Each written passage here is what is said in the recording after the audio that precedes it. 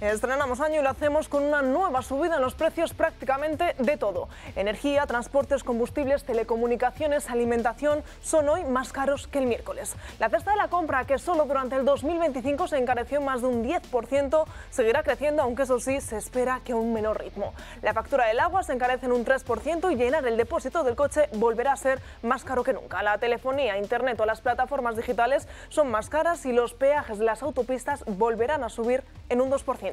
Mientras el transporte público parece haber congelado los precios, si tiene pensado viajar en avión, prepárese porque la tasa aérea serán un 6,5% más caras. Y si tenían alguna duda, sí, la vivienda también continuará subiendo. Un 2026 que también está marcado en rojo por el fin de las bonificaciones del IVA. La vida cada vez se pone más cara, mientras que los salarios medios en España cada vez se acercan más al salario mínimo interprofesional. Los españoles cada vez trabajan más, echan más horas o tienen varios empleos y cada vez es más difícil llegar a final de mes sin apuros. Mientras España continúa creciendo, los bolsillos de los españoles no. Mientras Pedro Sánchez continúa presumiendo de la economía macro, no se da cuenta que el poder adquisitivo lleva años estancado. ¿Qué tal están? Muy buenos días, bienvenidos a Dando Caña. Estrenamos año y estrenamos pues el primer programa de este año, ya saben, viernes 2 de enero, miramos el santoral y hoy es San Basilio Magno. Por delante 2 horas de programa en las que vamos a intentar resumirles todos esos productos que suben, cómo se va a encarecer la cesta de la compra, también cómo se espera que el agua, el transporte y algunos de esos aspectos básicos de nuestra día a día pues también van a continuar subiendo. De hecho ya han subido desde ayer 1 de enero. Abriremos también una página económica muy interesante de la mano de José Ramón Riera, que nos va a intentar pues esclarecer ciertos datos que, ya les adelanto, va a ser toda una exclusiva la que vamos a dar hoy aquí en Dando Caña. Hablaremos de ese apartado internacional y también de ese calendario judicial que nos espera para este 2026, que va a ser muy similar al de el 2025, pero ya saben, con Pedro Sánchez cada día vamos conociendo una causa nueva. Antes, como siempre, antes de adentrarnos en todo ello, comenzamos presentando a las personas que me acompañan hoy aquí y está conmigo don Julio Ariza. ¿Qué tal? Muy buenos días. Hola. Feliz año. Muchísimas gracias a todos vosotros, a todos ustedes también. Y lamentar el programa, la verdad es que poco serio y poco digno de José Mota la noche del 31. José Mota es probablemente el mejor humorista español, pero tiene la desgracia de que su programa está incardinado en lo que es hoy probablemente uno de los peores lugares de malversación de caudales públicos que puede encontrar uno en España, que es Televisión Española. Por cierto, lugar donde el Partido Popular tiene cuatro consejeros y donde no se ha visto ni un gesto para salir corriendo de ese nido de ladrones, de ese nido LGTB en el que además solo contratan a gente de su entorno LGTB y además de ese nido de encuentro de empresas que viven al respaldo del Partido Socialista y de Pedro Sánchez y de contertulios que también lo hacen, para utilizarlo no solamente en su propio beneficio, sino contra otras personas. Televisión Española es hoy un problema muy grave para España y un problema muy serio también desde el punto de vista jurídico, desde el punto de vista de la legalidad. No se puede utilizar el dinero público de la manera como lo está haciendo Televisión Española. El programa fue simplemente una validación de las corrupciones del Partido Socialista, presentando como si el problema de verdad de los españoles sea que no debería haber políticos en España, lo cual es simplemente una tontería y un imposible. La sociedad política es imprescindible porque eso te permite la paz y te permite la estabilidad y la armonía entre las gentes. Lo que no vale es que las sociedades estén gobernadas por auténticos sinvergüenzas, por auténticos estafadores. Presentar a todos los políticos como de la misma naturaleza, de la misma ralea, de la misma... no tiene ningún sentido, es una estafa, es un engaño al que se prestó José Mota el 31 de diciembre y yo lo lamento muchísimo. Por otra parte, me gustaría hacer un comentario que luego José Ramón Riera, que tiene mucha más información que yo, me validará o no. Pero en España hay más de 1 millón de personas que dependen de prestamistas leoninos. Un préstamo leonino es aquel que está fuera del marco normal y natural de los tipos de interés razonables y aceptables. Y hay prestamistas que están cobrando por el dinero hasta un 50% de interés anual, un 30%, un 40%. Y yo solo recordarles a los españoles, lo digo para que se lo tengan en la cabeza, que el Banco Central Europeo está prestando dinero a nuestros bancos entre el 2 y el 2,25% de interés. ¿Vale? Es decir, que los bancos españoles reciben dinero prestado del Banco Central Europeo, dinero de todos los europeos, entre el 2 y el 2,25%. Lo están prestando a su vez, ese dinero que reciben entre el 2 y el 2,25%, lo están prestando al 5%, en hipotecas al 4%, en préstamos personales o a empresas hasta el 8 o 9%.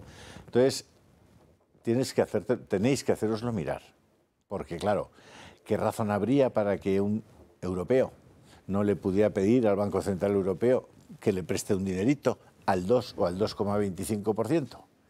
Es decir, ¿hasta qué punto es legítima esa intermediación que multiplica por 4? Es decir, que tiene un margen de un 400 o un 500% para prestar a alguien que está con el agua al cuello porque se le ha roto un electrodoméstico, porque tiene un problema con los hijos, porque le han subido el alquiler de repente, o sea, y esa persona tiene que recurrir a un prestamista al 30 o al 40%.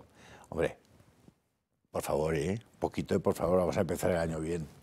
Pues José Ramón Riera, muy buenos días, por alusiones. Muy buenos días. Aclarar las palabras de don Julio Ariza. Vamos a ver, yo no sé el volumen de personas que están recibiendo préstamos a ese nivel, pero acabas de dar el kit de la cuestión. La realidad de los tipos de interés es un 2% del BCE hacia las entidades financieras cuando necesitan dinero, porque la mayoría de ellos en estos momentos captan el dinero a 0% de tipo de interés, que son los depósitos a la vista que tenemos la mayoría de los españoles. Solamente acuden al BCE en caso de necesidad, de que, digamos que coyuntural de caja, y entonces el BCE se lo presta a un tipo de interés del 2%.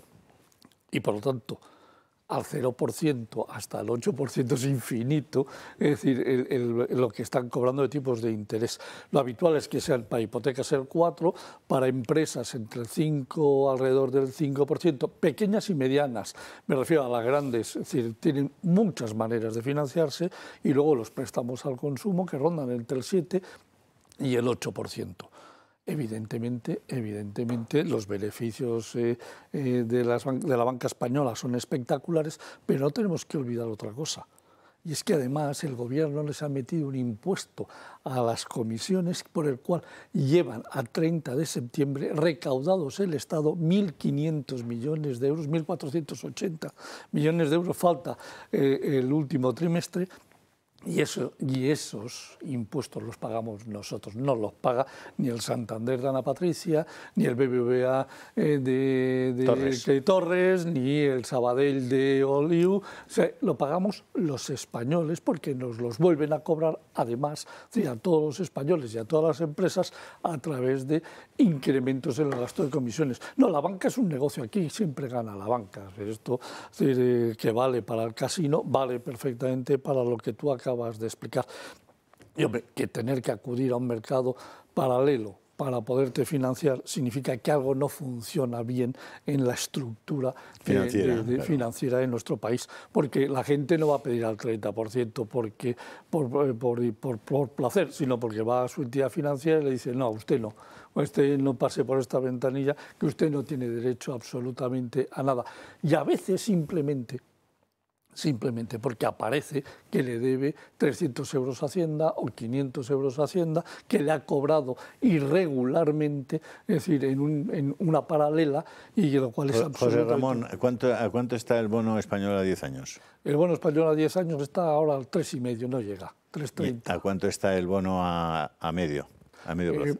Un poquito menos, 3,20, vale. 3,15. Si te dan en el Banco Central Europeo el dinero al 2% y compras deuda española al 4%, hay un buen margen para trabajar, ¿no? Sin duda. Es decir, que puede ser un negocio muy majo pedir una célula bancaria de estas y pedir dinero al Banco Central Europeo y a darle a la máquina. Vamos a terminar de presentar a la mesa de hoy. Ana Cuartero, ¿qué tal? Muy buenos días, bienvenida. Muy buenos días y bueno, encantada de estar con vosotros, de empezar el año dando caña. Toda una declaración de intenciones en un año que esperemos pues que sea bueno para los españoles, ¿no? Que creo que eso es lo que hay que pedir, no tantas agendas judiciales y una agenda política decidida a mejorar la vida de los españoles. Hablando como Julio, pues de lo que está sufriendo la clase media, ¿no? Esa clase media que pierde poder adquisitivo cada año y sobre todo venía yo pensando que pierde expectativas, ¿no? Creo que lo principal que tenemos es una clase media sin expectativas. Y por comentar este dato que acabas de dar, hace pocas horas se ha publicado en muchos periódicos que el Banco de Santander se convierte en una de las 100 mejores empresas a nivel mundial precisamente por esos beneficios que obtiene, ¿no? Yo creo que llega el momento de que los beneficios sean para los españoles y de que planteemos políticas que, por supuesto, hagan fuertes a los bancos españoles, pero no a costa de los trabajadores y de la clase media española, sino gracias a la prosperidad de las empresas, de los autónomos, de los trabajadores, de todos los que cada mañana nos levantamos desde el día 1 de enero, desde el día 2 de enero, para trabajar y para sacar este país adelante, que creo que es el mejor propósito que nos hemos puesto todos los de Vox en la lista de los propósitos de este año 2026. Don Luis del Pino, muy buenos días. ¿Qué tal? Muy buenos días, feliz año. Yo este año no voy a pedir nada, porque yo creo que ya lo tenemos todo en marcha. Vamos a un cambio profundo en la sociedad, así que solo le voy a mandar a los Reyes Magos una carta de agradecimiento. Gracias por anticipadamente traernos lo que esperábamos. Importante los agradecimientos. Si se estrena hoy con nosotros aquí Ezequiel Marín, muy buenos días, bienvenido. Muy buenos días, bueno, encantado de estar aquí en este programa, como bien ha dicho la compañera de Vox, para dar caña, que yo creo que es necesario. Yo sí que le voy a pedir a los Reyes Magos que por fin sea el fin de Sánchez. Yo creo que los jóvenes, en este caso me incluyo, tenemos que tener voz en este año 2026 y poner los puntos sobre las IES para, oye, que de una vez por todas se nos escuche, que nosotros somos el futuro y no podemos seguir con este presente que desgraciadamente nos lleva a ese futuro nefasto. Pues antes de adentrarnos en toda la política, en esta política, estos dos primeros días del año, vamos a comenzar con un trágico suceso, el que ocurría en la noche de Año Nuevo, en la noche de fin de año, en una estación de esquí de Suiza. Recién entrado el año, a la 1:30 de la mañana, en un bar en el que se estaba celebrando la llegada del Año Nuevo, se decretó un incendio con centenares de personas en su interior. Hasta la fecha, y según medios suizos, hay al menos 40 fallecidos y más de 100 heridos, muchos de ellos con quemaduras extremas. Los heridos están siendo trasladados a diferentes hospitales de ciudades suizas, pero Italia o Francia también están recibiendo ya a pacientes con graves heridas. Las primeras hipótesis hablan de que una vela dentro de una botella de champán habría prendido con las vigas de madera del techo. Y ojo al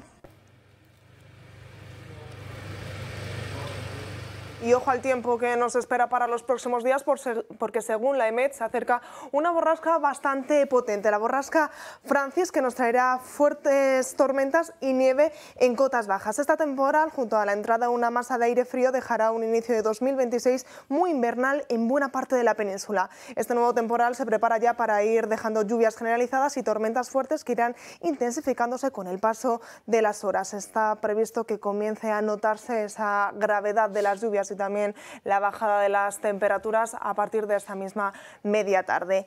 Y ojo, porque el modelo europeo prevé una nevada histórica en la Comunidad Valenciana. Los mapas actuales dibujan un escenario idéntico con nieve hasta en las playas de Valencia y Castellón. Una nieve que podría traer los Reyes Magos, ya que el modelo europeo lo prevé entre el 5 y el 6 de enero. Un modelo que sirve de mapas con un margen de 10 días de adelanto y serán muchos más fiables cuando se conozcan si realmente estas previsiones son reales este mismo domingo. De llegar esa inusual nieve a esta parte del país se repetiría un hecho ya histórico. Recuerden el vivido el 15 de diciembre de 2001, cuando la nieve tiñó de blanco las playas de Castellón.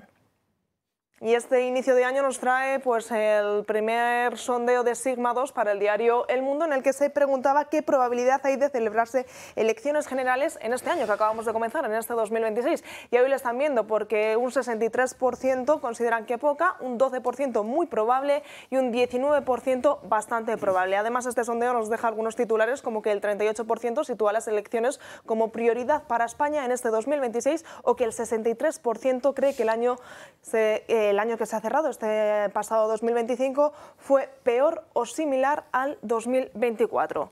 Pues esa pregunta que lanzan Sigma 2, ¿qué probabilidad hay de convocar elecciones o de que se celebren elecciones generales en este 2026? La lanzo yo en la mesa. Don Luis del Pino. 2 de cada 3 españoles dicen que no va a haber elecciones en este año 2026.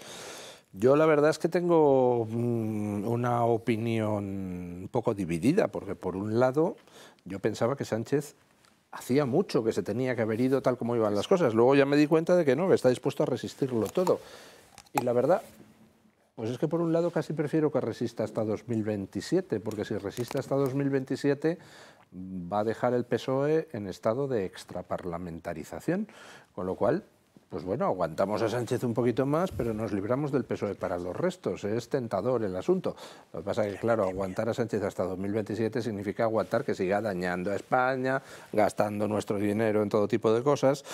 Yo creo que no va a poder aguantar hasta 2027. Creo que va a ser muy complicado que se recupere de los sucesivos mazazos electorales que va a vivir en el terreno autonómico.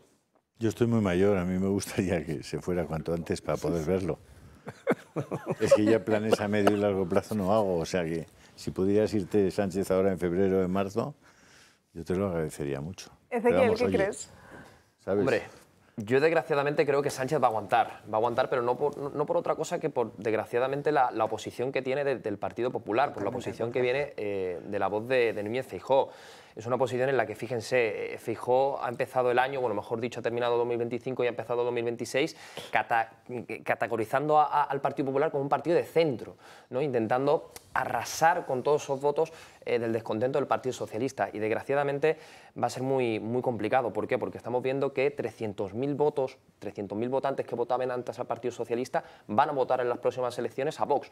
Y no creo que sea un voto castigo, no va a ser un voto castigo, yo creo que va a ser un voto de realidad, un voto en el que socialistas que han votado al PSOE con esperanza de que hiciera algo, ha hecho todo lo contrario y que se han dado cuenta de que Vox, de que el partido presidido por Santiago Abascal, es el único que realmente puede hacer todo lo que dijo Sánchez, que iba a hacer, que no iba a hacer, y que al final la realidad es que Vox va a ser el único partido que puede sacar España hacia adelante, porque viendo un poco, si fuera por el Partido Popular, ¿por qué no presenta una moción de censura? Dice, no, es que los números no dan. Bueno, ya, pero es que yo cuando voy a un examen no digo, bueno, me voy a presentar al examen porque, bueno, voy a suspender, voy a ver cómo... No, o sea, la realidad es que la decisión del Partido Popular tiene que ser, y la obligación del Partido Popular es presentar una moción de censura ya, hablar con los socios de gobierno del Partido Socialista y que se retraten esos mismos socios, viendo, si quieren, pues lo que dice muchas veces la señora Ayuso, ¿no? O bien comunismo, seguir por esta línea desgraciada en el 2026, o bien libertad y que podamos vivir todos en consenso, en armonía, y que de verdad España vaya como un tiro, no como lo que hace el señor Sánchez, que es maquillar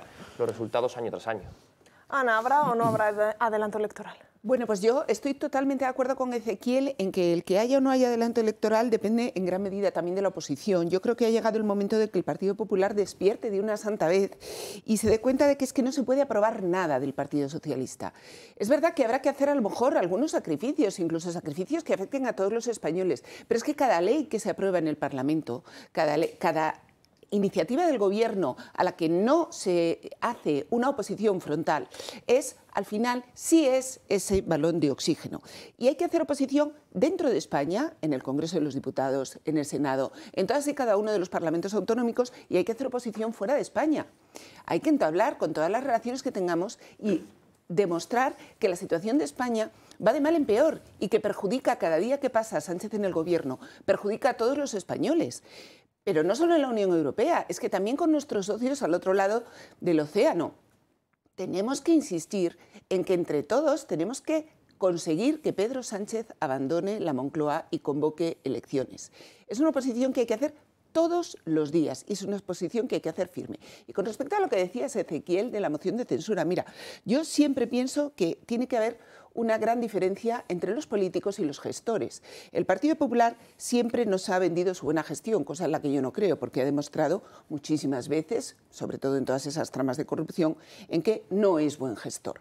Pero es que los políticos, precisamente, tenemos que sacar adelante, tenemos que llevar iniciativas, aunque los números no den, porque la voluntad política es la que nos podemos permitir mover los políticos sin que los gestores tengan que acompañarla con su gestión.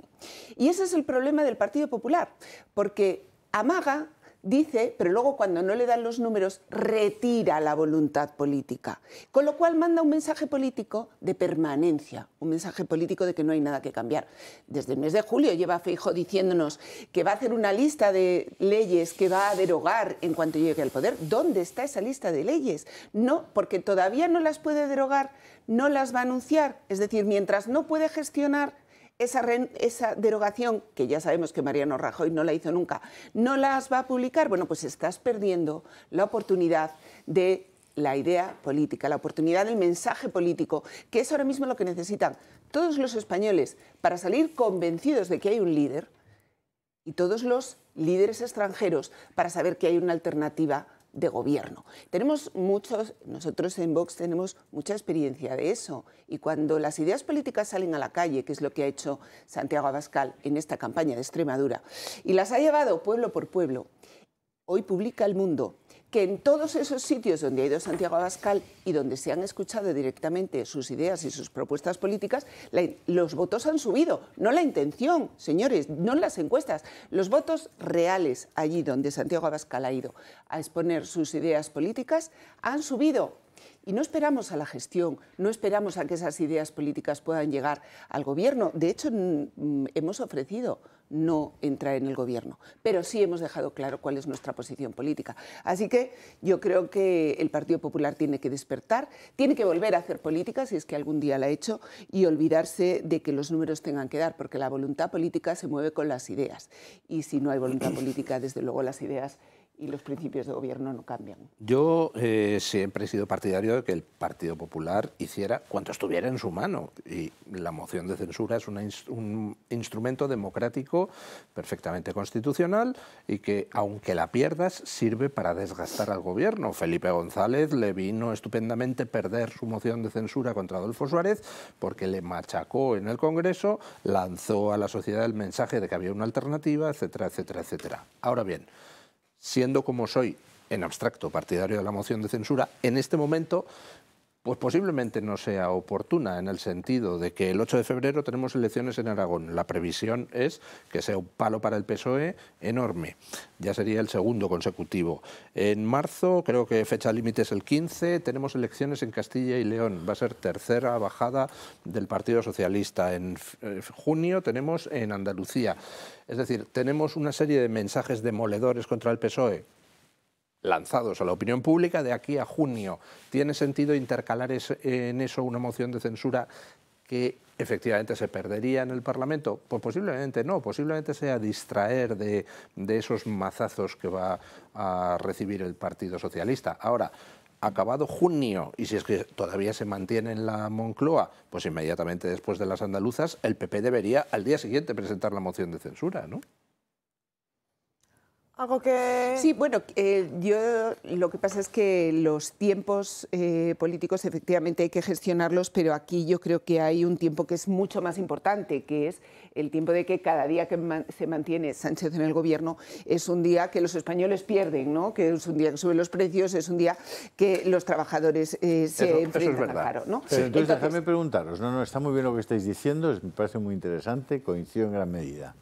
Pero si es tan importante que no se pierda ni un solo día, ¿aceptaríais que entonces el PP hable con Junts? Porque es fundamental para que se gane y para que no perdamos ni un día más. Porque yo veo que solo esto de que igual hablan con Junts ya los ponemos a parir a los del PP. Yo esta mañana lo he dicho en antena. A mí me parece bien que hable con Junts o con quien quiera hablar para una moción instrumental. ¿Vale? Ahora, lo considero una pérdida de tiempo porque evidentemente, ¿para qué va a apoyar Junts una moción de censura de un Partido Popular que no le ofrezca nada cuando tiene a Sánchez ofreciéndoselo todo en Moncloa? Con lo cual, porque sí que le ofrece el no seguir muriendo electoralmente, que es lo que le está pasando. Sí. Para mí. O sea, es que Junts está en la línea de la extinción. ¿En qué sentido apoyar a una moción de censura instrumental a Feijóo le iba a salvar de la extinción? Yo creo que Junts está absolutamente perdido ya, no tiene ya nada que hacer para recuperarse y lo único que puede hacer es chupar de la teta todo lo que pueda hasta que Sánchez deje la Moncloa. Yo no lo creo, yo creo que le puede cambiar el paso completamente a Junts, incluso a nivel interno, y que fueran a la búsqueda de un nuevo liderazgo. Yo creo que eso podría cambiar la expectativa electoral de Junts, desde mi punto de vista. No podría ser, no sería irrelevante. A mí me gustaría, dado que Junts es un elemento de la realidad con el que hay que contar, me gustaría mucho que cambiara, claro.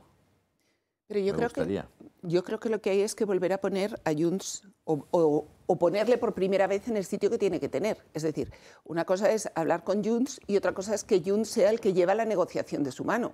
Yo creo que en este caso, en el caso de que el Partido Popular hablara con Junts, lo que tenía que ser es el Partido Popular que impusiera condiciones a Junts y no dejar que Junts sea el que imponga condiciones al Partido Popular, que es lo que llevamos viendo desde que Convergencia y Unión puso condiciones a Aznar para acceder al gobierno. Entonces yo creo que es una oportunidad de oro para devolver a Junts a su sitio. Decir con qué condiciones que pusiera Junts podría estar de acuerdo. Probablemente Vox dirá, no, yo con ninguna condición. Bueno, pues que se sepa, ¿no? No va a haber ninguna condición que haga posible esa moción de censura. Lo digo por clarificar políticamente las cosas, ¿no? Sí, vamos a ver, lo primero de todo. Es decir, a la pregunta de si habrá elecciones. Yo creo que, sinceramente, hasta el 30 de junio no hay elecciones, ni por casualidad. ¿Sí? ¿Por qué? Porque vienen, en estos momentos están Aragón, viene inmediatamente después Castilla y León, luego viene Andalucía. En medio es muy complicado que anticipe elecciones. Por otro lado, cuanto más tiempo gane, es decir, con el poder en la Moncloa, más posibilidades tiene de reducir el impacto personal suyo a efectos de riesgo de en algún momento ser señalado por la UCO, ser señalado personalmente. Pero José Ramón, si va cayendo en cada una de estas elecciones, Vox le va a dar el sorpaso al PSOE. Vamos a ver, ojalá. Y se van también a la extinción. Ojalá se vayan, como decía Luis, es decir, aquí cuanto más tiempo tarde en convocar elecciones el PSOE, más tiempo, es decir, peor resultado va a tener, porque lo que está claro que la debacle en Aragón viene clarísima, todas las encuestas lo dan. Subida ligera del PP, subida importante de Vox, caída del Partido Socialista. No tenemos datos de Castilla y León, pero vamos, va a ser difícil que no siga con la foto que pasó en Extremadura. Es decir, la foto de Extremadura ha sido demoledora. Es decir, nunca. Pero esa es una foto que el PP solo puede romper si rompe en la práctica con el Partido Socialista en Europa. Es decir, mientras el PP esté en una alianza indeleble con el PSOE, con la izquierda y los verdes en Europa, el PP no tiene discurso aquí, es que está... Pero en cualquier caso, como estamos hablando ahora mismo de las autonómicas, el PP no pierde, o sea, gana ligeramente con respecto a lo que tenía, es decir, al menos en Extremadura y al menos en el tema de Aragón. Vamos a ver lo que pasa en la Junta de Castilla y León, vamos a verlo, y en Andalucía es donde realmente el PP puede perder la mayoría absoluta, es decir, y que Vox le pegue un incremento brutal y el Partido Socialista se derrumbe completamente. Aquí, para mí, hay una cosa que es fundamental. Necesitamos que el Partido Socialista se derrumbe, y ahí es donde estoy totalmente de acuerdo con don Luis. La caída brutal del Partido Socialista es lo más importante en estos momentos para España. Como la parte, digamos, de la derecha se reparte los votos, hay cada uno que se lo gane en la calle. Es decir, es lo que tiene que pasar. España es una anomalía, es que seguimos teniendo un Partido Socialista fuerte cuando el Partido Socialista ha desaparecido en casi toda Europa o está en vías de desaparición. España es una anomalía histórica en ese sentido. El PSOE se está hundiendo ya por fin, vamos con retraso, pero vamos. Qué bien. ¿Y quién está aprovechando eso? Pues no lo está aprovechando el PP, que es teóricamente el partido adyacente, sino que lo está aprovechando Vox, bien directamente, bien porque parte del voto va al PP y parte del voto del PP va a Vox. Si el PP quiere poder aprovechar esa caída del PSOE, pues tiene un grave problema, como dice don Julio Ariza, porque si tú estás gobernando en coalición con el PSOE en Europa, no puedes aquí decir, vengo a rescataros del Partido Socialista. Dice, ¿de cuál? Vienes a rescatarnos de tu socio en Europa. Dice, pues chico, deja de ser socio en Europa, ¿no? Hoy cualquier elección anticipada general da al PP 140 votos y a Vox le dan 60, pero va a sacar 70 o más. Es decir, nos vamos a que la derecha va a sacar 210 diputados o más. decir, con un descalabro brutal del Partido Socialista que se puede ir a mínimos históricos. Con lo cual, claro, a partir de aquí, ¿qué sucede? Es decir, bueno, si el PP ha ganado de 137 a 140, 41, 42, pero el que ha multiplicado por 2 o más va a ser Vox. Aquí es donde viene el kit de la cuestión posteriormente. O sea, ¿cómo gobernamos a España? Ahora, ¿cómo se gobierna España? Con un PP con 140 votos y Vox 70. Pues algo mira, que hacer. Fíjate si se puede gobernar, que con 210 puedes cambiar la Constitución. Sí, sí, fíjate. O sea que se pueden hacer muchísimas cosas. Veremos a ver qué pasa con el gobierno de Pedro Sánchez. El primer escenario este año lo viviremos el próximo 8 de febrero en esas elecciones de Aragón. Veremos a ver si se repite o no lo que se plasmó en Extremadura. Nos vamos a ir a la primera pausa publicitaria, pero antes hoy queremos enviar un agradecimiento muy especial a Españoleo, una empresa familiar de Cambil en Jaén dedicada al cultivo del olivo desde hace generaciones, en especial a José Padre y José Javier Hijo. Ellos buscan la excelencia en cada aceite que elaboran, obteniendo distintos tipos de aceite de oliva picual gracias a los diferentes puntos de madurez de la aceituna durante la recolección. Así cada persona puede encontrar en sus aceites el sabor que más le gusta. Y señores, tengo que decirlo porque esta mañana me he preparado unas tostadas con este aceite y he alucinado. ¡Qué aroma y qué sabor! De verdad que qué maravilla. Gracias Españoleo por este detalle tan especial con todo el equipo. Si quieren disfrutar de un aceite de oliva hecho a su medida y a su gusto, pueden hacer su pedido en www.españoleo.es, porque con Españoleo nos enamoramos del aceite de oliva. Bueno, es increíble, te digo. Es una maravilla. Bueno, para las tostadas del desayuno ya empiezas bien el día. Desde que amanece ya apetece. Impresionante. Nos vamos a ir a la primera pausa publicitaria y le damos tiempo para que puedan ir encargando estos aceites de Españoleo.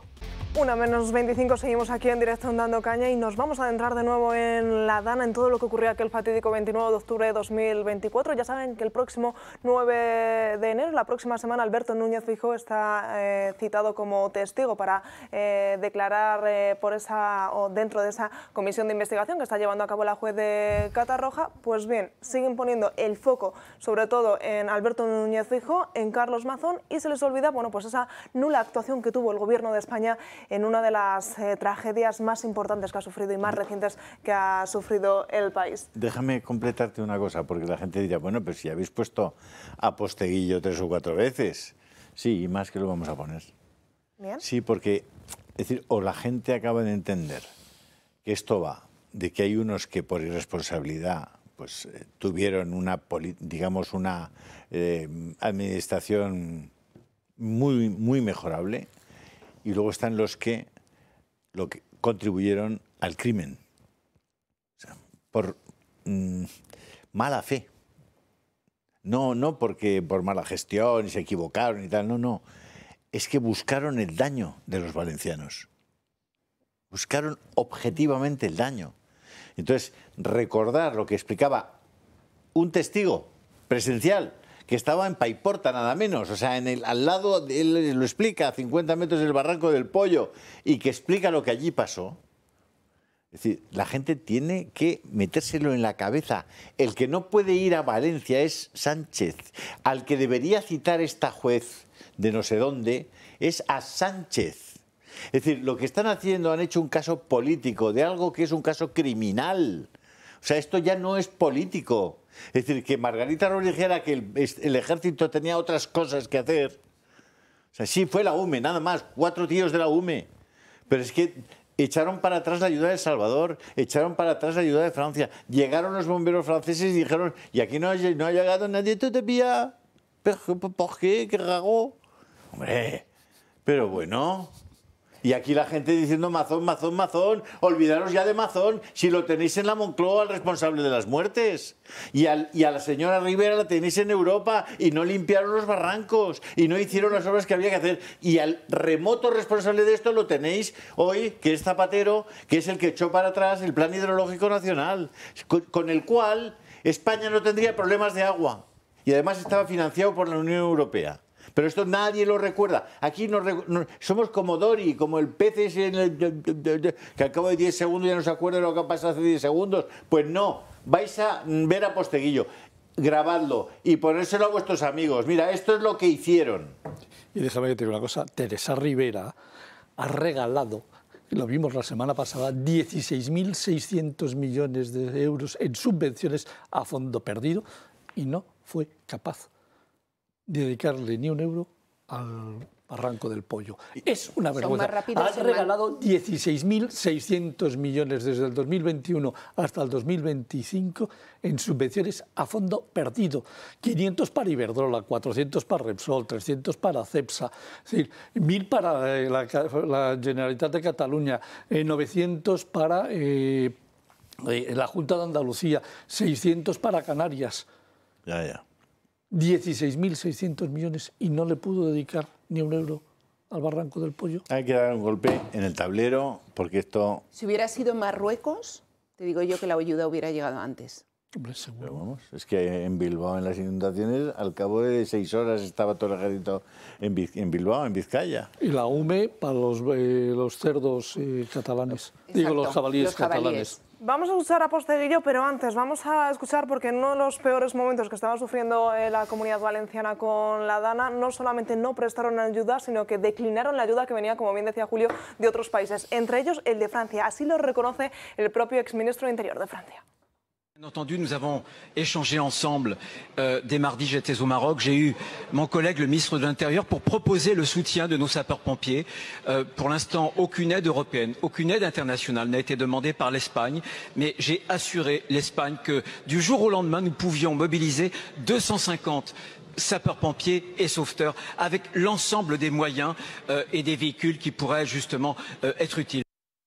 Pues hasta 250 efectivos bomberos podía haber enviado Francia, pero España decidió rechazar cualquier tipo de ayuda francesa e internacional. Es que esto a la jueza, es la si le pregunta demostración, esto es la demostración de que tenemos un gobierno delincuente. Porque claro, tú puedes decir, no, oiga, es que la competencia era de la Comunidad Autónoma Valenciana, por tanto, mientras ellos no pidieran formalmente la declaración de estado de no sé qué, pues yo no envío tal. Claro, pero entonces si la competencia era de la Comunidad Autónoma Valenciana, cualquier ofrecimiento internacional de ayuda, ¿quién era Marlaska o quién era este gobierno para rechazarlo? Tendría que habérselo pasado a la Comunidad Valenciana y que la Comunidad Valenciana pues juzgara si les hacían falta los bomberos franceses o no les hacían falta. Pero ahí el gobierno sí se arrogó él la capacidad de rechazar la ayuda extranjera. Oiga, son unos delincuentes, ¿es así?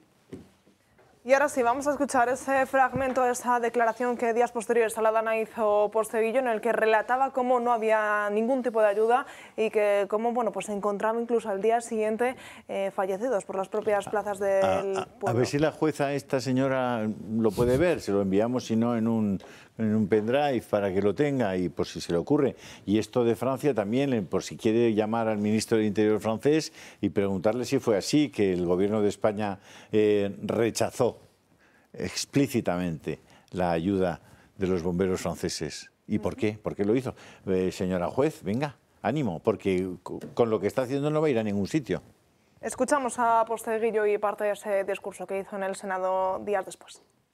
En este momento me van a permitir que haga un exordio porque yo estoy revisando esta conferencia a las 18:40 del 29 de octubre. Y me interrumpe mi pareja y me dice que su hermana dice que subamos arriba. Y subimos a la terraza. Estamos a unos 50 metros del Barranco del Pollo. Y se está desbordando. Y no ha llovido en Paiporta. Y nadie ha avisado. Como está saliendo el agua y yo tengo el coche aparcado fuera, al lado de la estación de metro, pues tomó una decisión que probablemente mucha gente tomó, que es cogemos el mando del garaje de mi pareja, mis llaves del coche y vamos a salir a cambiar el coche de sitio. Así que bajamos las 6 plantas, pero cuando ya bajamos hay toda una lámina de agua de aproximadamente un palmo que cubre toda la plaza. Y hombre, eso es raro en tan poco tiempo. Luego, cuando dudamos, nos viene bien que el entorno nos incline hacia un lado o hacia otro. Y había varios vecinos abajo que convinieron que no parecía una buena idea que saliéramos a cambiar el coche de sitio. Así que, entre nuestra propia intuición, los consejos de los vecinos, pues tomamos la idea de la decisión de no cambiar el coche de sitio.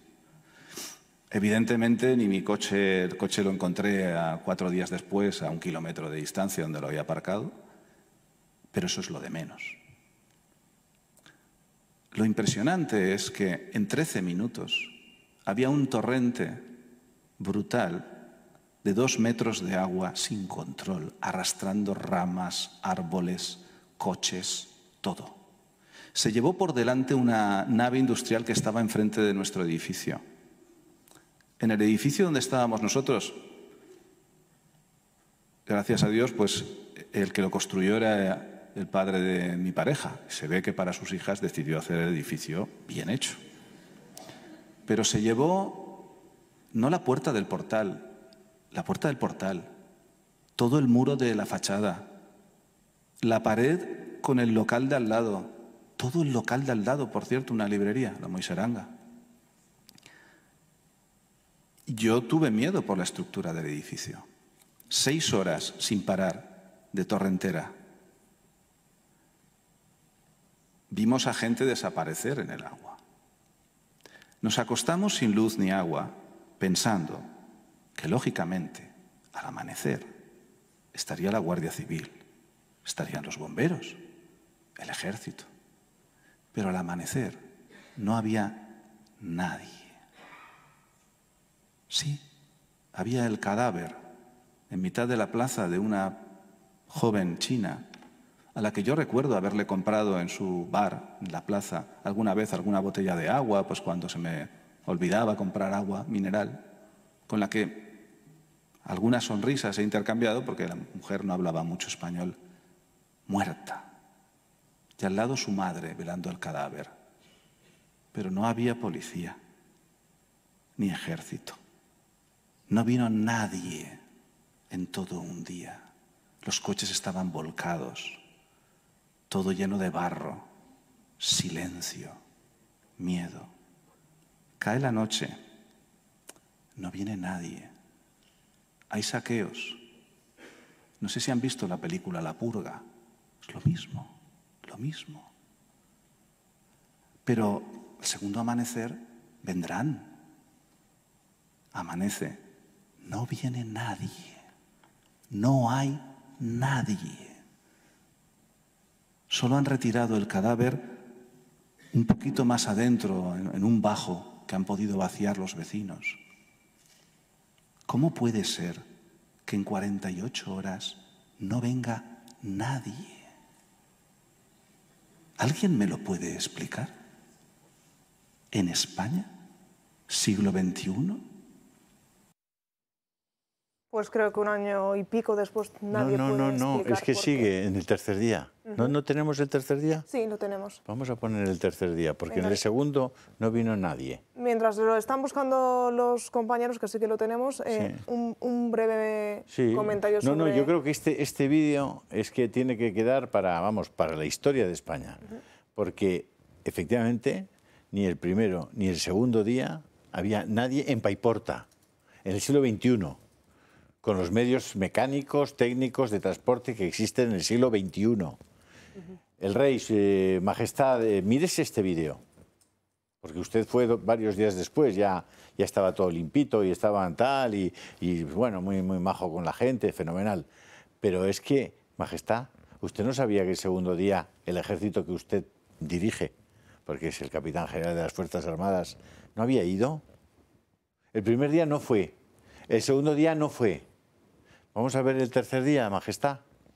Y, señora jueza de Catarroja, la jueza. Señora jueza, ¿usted ha visto este vídeo? Y sigue usted preguntándole a Mazón, que ya ha dimitido. Mazón no podía enviar al ejército. ¿Quién lo podía enviar? Y usted le va a llamar para preguntarle por qué el tercer día, como dice Posteguillo. Ahora lo va a ver, señora. Ahora mismo, si quieres, Julio, señoría, vamos a verlo. Majestad, mírese este vídeo, que es muy interesante. No tenía luz, tenía que calcular las reservas de la batería del teléfono móvil. Solo podía recargarlo con el ordenador que utilizo para escribir la novela. Así que hay que pensarse bien las llamadas. Así que hice una llamada al ejército. No puedo decir lo que me dijeron. Solo que cuando colgué, le dije a mi pareja, hemos de salir de aquí por nuestros medios. Al tercer amanecer, en el que no había nadie, en el que empezaron a llegar, cuidado, nadie institucional, voluntarios. Cogí, pues lo que coge un escritor cuando se va como en mitad de una zona devastada, el ordenador donde escribo la novela, mis notas de la tercera novela de César, mi pareja lo mismo, que también escribe, pues su ordenador, un poco de ropa, y arrastramos aquella maleta kilómetros y kilómetros por un espectáculo de devastación como no he visto en la vida, como no creo que la gente se imagina, viendo gente que como había una manguera habían hecho cola con cubos de agua para coger agua, cadáveres que todavía no habían podido retirar, coches volcados, todos los edificios todos destrozados, hasta llegar andando a Valencia, donde tengo un piso. No se pueden imaginar lo que está pasando a esa gente. No pueden concebir el nivel y la sensación que tiene la gente en todas esas poblaciones, Paiporta, Algemesí, Catarroja, Alfafar, porque no se está llevando la ayuda institucional que hace falta. Gracias a Dios, el pueblo es siempre diferente, pero el pueblo con palas no puede. Ya hay casos de enfermedades infecciosas que se están atendiendo en la fe, porque no se están limpiando las calles con la velocidad necesaria. Por favor, en la pequeña o gran influencia que cada uno de ustedes puedan tener, luchen porque esto no sea así. Ha sido muy cruel no avisar, pero es aún más cruel no ayudar con la energía que hace falta. Yo soy un privilegiado, yo tengo medios para solventar mis problemas. Pero hay mucha gente que vivía en plantas bajas, mucha gente mayor, que no puede rellenar, que no sabe a lo mejor ni cómo rellenar la documentación que hay que rellenar. ¿Cuánto tiempo tienen que esperar esa gente las ayudas? ¿Cómo se puede ser, por favor, desde las instituciones tan... Pues ahí denunciaba esa ayuda institucional que nunca llegó y esas frases en las que dice que cruel es no avisar de que venía esa dana, pero más cruel es que una vez que ha ocurrido no haya llegado esa ayuda. ¿Sabes cuánto dinero ha llegado? De verdad, dicho por la Intervención General de la Administración del Estado en la Contabilidad Nacional a día 30 de noviembre, 3.540 millones de los 14.300 prometidos. 3.540 millones es la cifra que da la Intervención General de la Administración del Estado en la Contabilidad Nacional. Yo cada vez que voy a la Comunidad Valenciana, voy a Valencia y me empiezan a hablar de Mazón, le digo, eres tonto. O sea, ¿cómo es posible que me hables de Mazón? Mazón ya ha tenido su merecido. Mazón fue un irresponsable y bastante zopenco. Pero los malos son los que el día 1 impidieron que llegara la ayuda, y el día 2 y el día 3 no habían llegado por la mañana. Si es que lo cuenta un señor que estaba allí en Paiporta. Y me vienen a hablar de Mazón. Y 12 meses después, del 31 de octubre al 31 de octubre, 3.500 millones de euros. Vale, pero es que estos son los que hablan ahora de Mazón, son los cómplices de estos tíos. Son cómplices. Ana.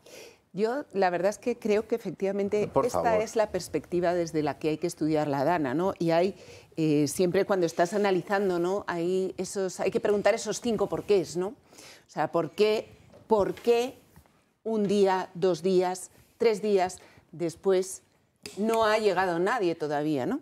Y si vamos subiendo en los porqués, no ha llegado nadie porque ¿por qué? Porque llegamos al problema real, ¿no?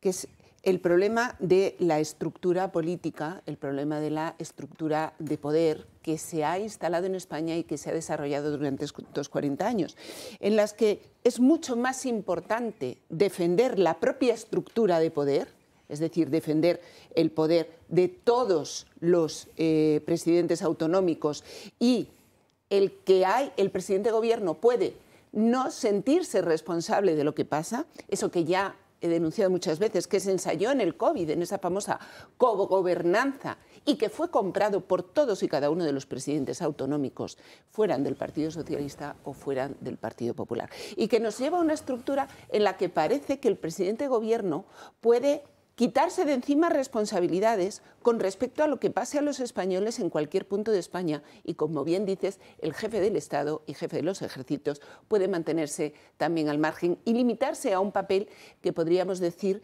que es de propaganda o de, no sé, buenista, ¿no? Por definirlo de alguna manera. Cuando algo no sirve para nada, no sirve para nada. Efectivamente. Entonces, por lo menos hay que saberlo, decir, al final, no sirve para nada. Llegamos... Pues, oiga, si lo quitas, tampoco pasará nada, porque no servía para nada. Hombre, es que había miles de personas, o decenas de miles de personas, con un riesgo enorme. Muchos de ellos seguramente murieron la primera noche ahogados porque no fueron atendidos. Entonces, oye, seguir escuchando este discurso, y no, es que ahora van a llamar, y todos los medios van a llamar a Feijóo para preguntarle los WhatsApps que se puso con Mazón. No tenéis vergüenza. Es que no tenéis vergüenza. A mí, de verdad, José Ramón, pierdo completamente la paciencia con este asunto. Total. O sea, vamos a ver, ¿alguien puede inducir un poquito de sentido común en todo esto? ¿Saldrán a pedir perdón? Don Felipe VI, ¿podría usted pedir disculpas? Porque el ejército no estaba allí el tercer día. El tercero no había nadie. Lo dice así, muy suave. Nadie, no había nadie. Criminales, no había nadie. Ezequiel. Y muchos militares que están dando testimonio ahora diciendo que les impidieron salir, que ellos querían ir y les dijeron que no. ¿Y cómo sigue un minuto más Margarita Robles, Marlaska, Teresa Rivera y el señor Sánchez? ¿Cómo siguen en el gobierno? ¿Cómo es posible que no haya una presión popular, que los valencianos no se hayan presentado aquí a decirles criminales, iros? ¿Cómo es posible? Yo no me cabe en la cabeza. La sociedad está muerta, joder. Espero que Santiago Posteguillo, eso que habló con los militares y que no ha podido, o dijo que no podía contar en el Senado, lo cuente en sede judicial. Efectivamente. Creo que es lo mínimo que Claro, alguien lleve a este señora señor jueza, a preguntarle qué habló, mucho más importante que lo que lo que habló Feijóo con Mazón. Estoy totalmente de acuerdo contigo, nos da exactamente igual, sobre todo porque Feijóo no es nadie. En ese momento, no es absolutamente nadie. En cuanto al poder ejecutivo del Estado, en cuanto a la capacidad de movilización, no es nadie, por mucho que sea el presidente de un partido político que ostenta la mayoría, 14 de 17 presidencias de las comunidades autónomas.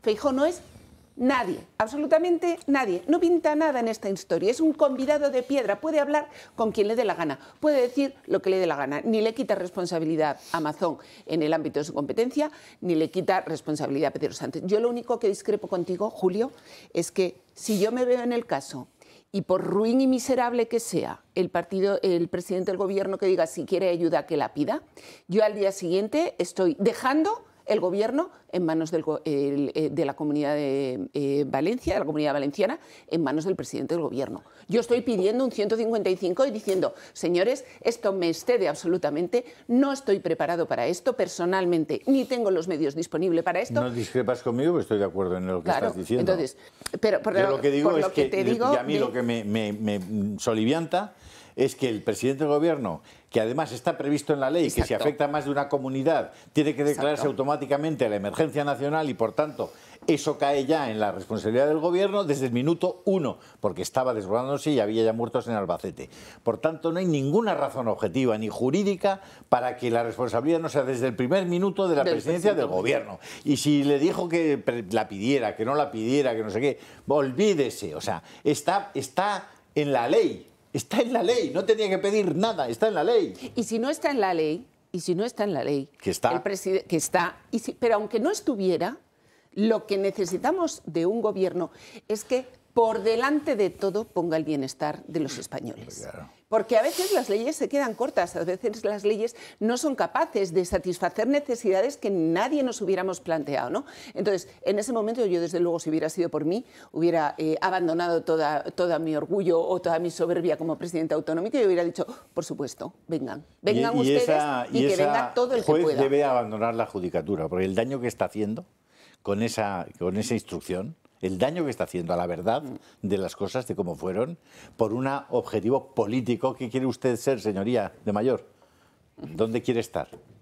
Vamos a usar a Ezequiel. Yo lo que decía Julio, el tema de los militares lo he vivido de cerca, porque mi primo es militar en Andalucía, en Cádiz, y a él lo llamaron para ir al tema de la Dana, y justo después, 5 minutos después, oye, que no vamos. A las 2 horas, oye, que sí vamos. A los 5 minutos, oye, que no vamos. Y así se pegaron varios días, y mi primo quería ir. O sea, mi primo era el primero que decía, es que me voy, es que si no me voy yo de voluntario, es que quiero ir. Dice, pero es que no me dejan, es que no me dejan ir. O sea, que eso es verídico, o sea, eso no es ningún bulo ni nada, porque mi primo militar lo ha sufrido. Dicho lo cual, aquí yo creo que hay que hacer una línea y marcar para lo que sí hay y para lo que no hay, ¿no? Si quieren ayuda, que la pidan. No hay ayuda para la Dana, pero sí hay ayuda humanitaria para movilizar un buque para la flotilla que se fue de fiesta por toda la costa europea, parando por Italia, parando por diferentes puntos de la costa común europea hasta llegar a la Franja de Gaza. Para eso sí hay dinero, para movilizar a los militares, para eso sí, para una ayuda humanitaria cuando ellos fueron por su mismo, porque ellos querían, porque allí no los mandó nadie, o sea, allí no los mandó nadie, allí tenían que haber ido ellos con todas las consecuencias de la ley, allí no se tenía que haber movilizado ningún buque, porque nadie de España dijo, oye, iros para allá para hacer, entre comillas, ayuda humanitaria, porque allí ni se vio ni se esperó esa ayuda humanitaria de esa flotilla. Como digo, no hay para la Dana, pero sí para dar 600.000 euros tanto a comisiones obreras como a UGT para que lleven a cabo programas de igualdad. Eso está presupuestado en el Ministerio de Igualdad. Tampoco hay dinero para la Dana, pero sí hay dinero para que se batan récords en cuanto a publicidad institucional, el dinero que se le ha dado este año a todos los medios de comunicación, claramente de la cuerda sanchista, porque yo creo que al Toro y a diferentes medios de comunicación mucho dinero del gobierno socialista no llegará. Y también hay dinero para que se batan récords en cuanto a subvenciones al cine español, que sigue siendo nefasto, porque hay películas que no llegan ni a las 100 visualizaciones. Y tampoco hay dinero para la gente de la Dana, que todavía, como bien ha dicho el compañero, sigue sufriendo después de un año toda esa catástrofe, pero sí hay dinero para pagar 112 millones de euros para que se haga tanto la línea 1 como la línea 2 del metro del Cairo. Para eso sí, para la Dana no, pero para eso sí. Entonces, yo creo que habría que hacer esa línea roja para que los españoles entiendan que esto realmente, como bien habéis dicho en esta mesa de debate, no va de ayuda a los conciudadanos, esto va de intentar quebrar e intentar desgastar al Partido Popular, al gobierno del Partido Popular. Es decir, depende del color que haya en la silla del ayuntamiento, de la alcaldía, de la diputación o del gobierno autonómico, va una ayuda o va otra. Si es de mi cuerda, va. Si no es de mi cuerda, bueno, pues como bien ha dicho la compañera Ana de Vox, si quieren ayuda, que la pidan.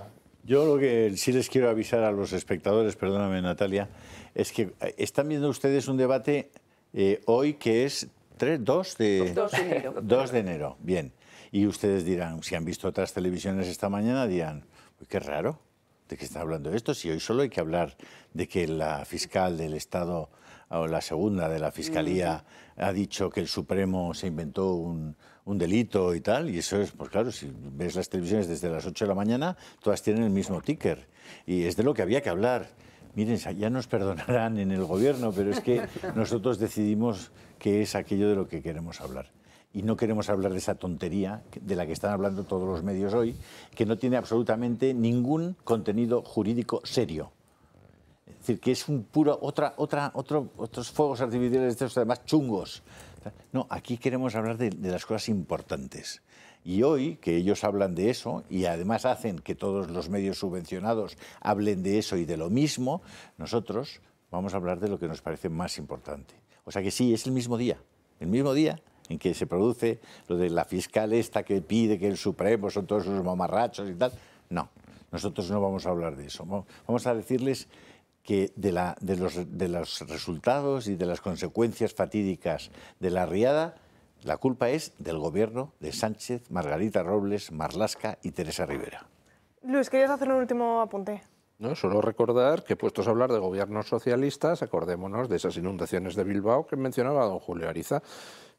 que el propio Felipe González lo declaró después de la Dana de Valencia. Dice, cuando fueron las inundaciones de Bilbao en agosto de 1983, inmediatamente le dije al jefe del Estado Mayor a mandar allí al ejército.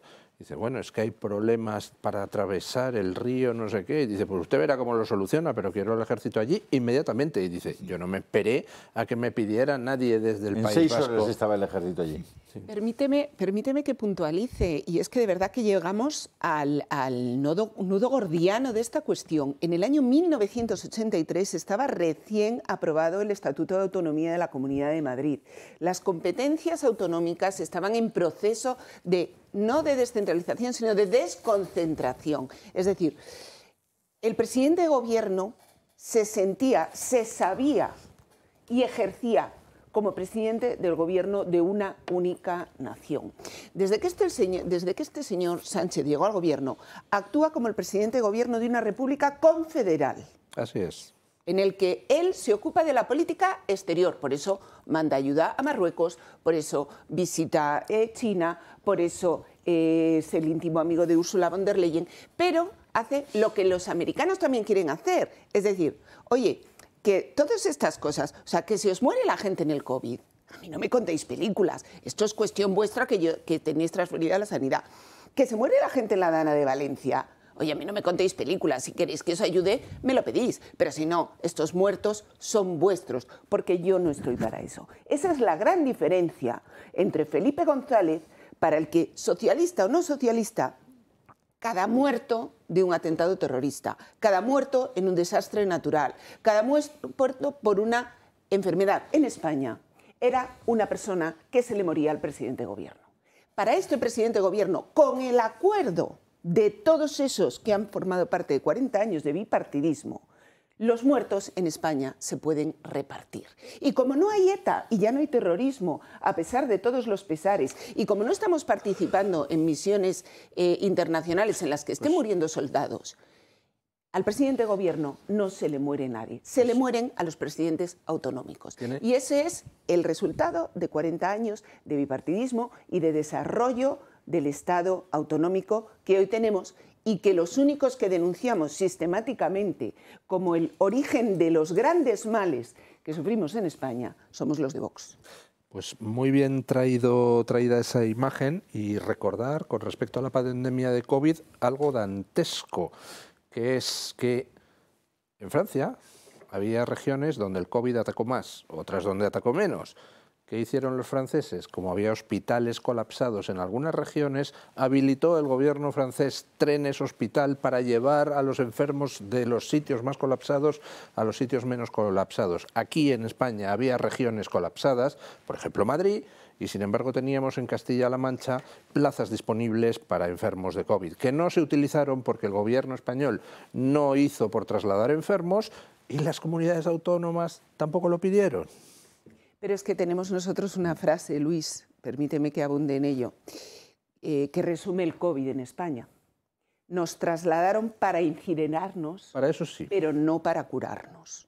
Este fue el saldo real del COVID, es que no fue trasladado nadie, como tú bien dices, para ser curado, pero sí para ser incinerado.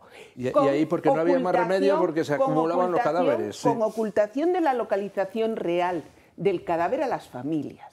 Sí. Familias a las que se les impidió despedirse de sus seres queridos, estar con ellos en el momento de su muerte, incluso a riesgo de su propia vida. Creo que si hay algo que tiene derecho un hijo es a arriesgar su propia vida para acompañar a su padre en el momento de la muerte, ¿no?